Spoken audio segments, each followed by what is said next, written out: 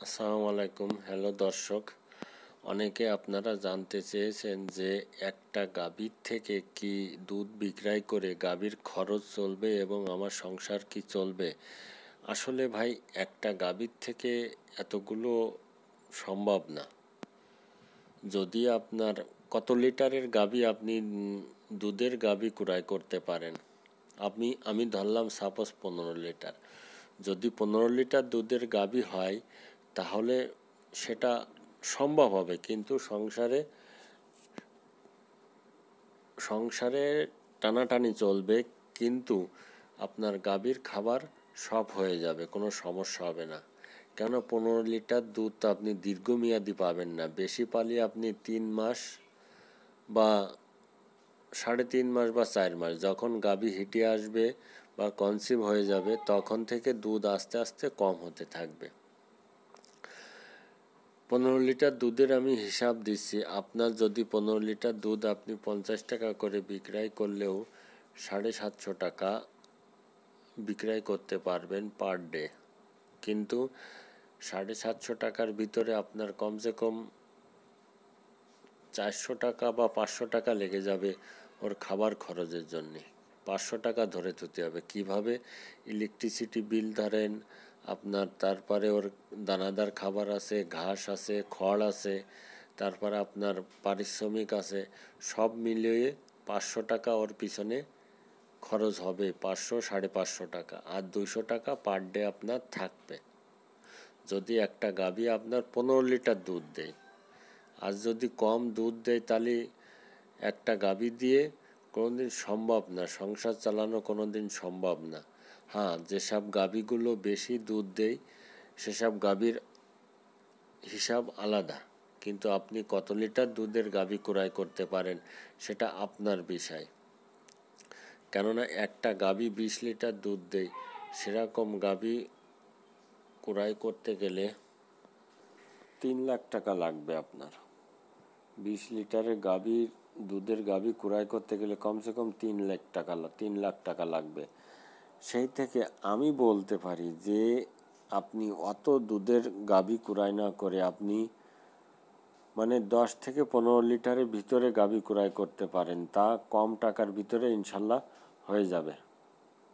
এবং ওই গাভীগুলো সবচাইতে ভালো হয়, যেটা 10 থেকে 15 লিটারের ভিতরে যেসব গাভীগুলো দুধ দেয়, এই গাভীগুলো আপনার ওলান ফোলা রোগ থেকে অনেক সাশ্রয় হয়, রোগ ব্যাধির দিক থেকে, তারপরে খাবার দাবারের দিক থেকে।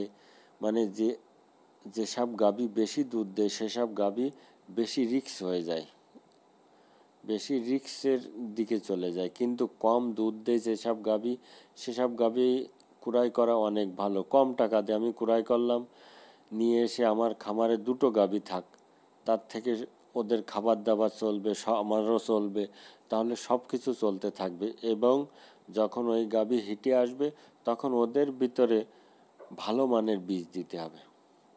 যদি আপনার নসিবে বকনা বাছুর হয় তাহলে সেটা তো খুব ভালো হবে। এইভাবে করে জাত উন্নয়ন করতে হবে বাড়িতে, যে শুধু আমি গরু ক্রয় করব 3 লাখ, 4 লাখ বা 5 লাখ টাকা দিয়ে, এরম চিন্তাভাবনা করা যাবে না। অল্প টাকা দিয়ে গাভী ক্রয় করতে হবে এবং তার থেকে আমি যাতে ভালো মানের একটা বাচ্চা পাই সেই চিন্তাভাবনা করতে হবে। তাহলে খামারটা ধরে রাখাও যায় এবং খামার টিকিয়েও রাখা যায়। যে খামারি যদি বাড়িতে গাভী তৈরি করতে না পারে তাহলে সে খামার টিকে থাকা অনেক কষ্টসাধ্য হয়ে যায়। এই জন্য বলবো সবসময় বাড়িতে গাভী তৈরি করার চেষ্টা করবেন। বাড়ির গাভী সবচাইতে ভালো হয় এবং সেটা সবচাইতে বেটার। আমার বাড়িতে সবগুলো গাভী নিজের তৈরি করা আমার বাড়িতে। এই যে এখনও সামনে যে দুটো, একটা বকনা বাছুর, পিছনে আর একটা আছে বকনা বাছুর, সাথে আর একটা ষাঁড় বাছুর আছে। আমি এই বকনা বাছুরগুলো ভালো মানের হয়েছে, এখন আমি এই বকনা বাছুরগুলো রেখে দেব। কেননা আমার ভবিষ্যৎ পরিকল্পনা যে আমি একটা বড় ধরনের একটা খামার তৈরি করতে পারি এবং বাড়ির যে বকনা বাছুরগুলো থাকে তাতে যদি আমার 12 লিটারও দুধ হয় সেটাও আমার লাভ, কারণ আমার কোনো ক্রয় করা না। এবং আমার সেটা হয়েছেও তাই। আমার বাড়ির একটা বকনা বাছুর প্রথম বিয়নে আমি 15 লিটার দুধ পাচ্ছি ভাই। 15 লিটার প্রথম বিয়নে আমি দুধ পাচ্ছি। ইনশাল্লাহ ওর দ্বিতীয় টার্ম তৃতীয় টার্মে আরও বেশি পাবো ইনশাল্লাহ, সেটা আমি আশা করি। এইভাবে তৈরি করতে হবে। বাড়িতে যদি আপনি একটা বকনা গরু তৈরি করতে পারেন তাহলে ইনশাল্লাহ অনেক ভালো হয় এবং সেটাই সবচাইতে ভালো। বাড়ির গরুর তুলনা হয় না। সবসময় আমি বলে আসছি যে বাড়িতে যারা গাভী তৈরি করতে পারবে তারাই সবচাইতে বেস্ট এবং তারাই খামার টিকিয়ে রাখতে পারবে। খুদা হাফেজ।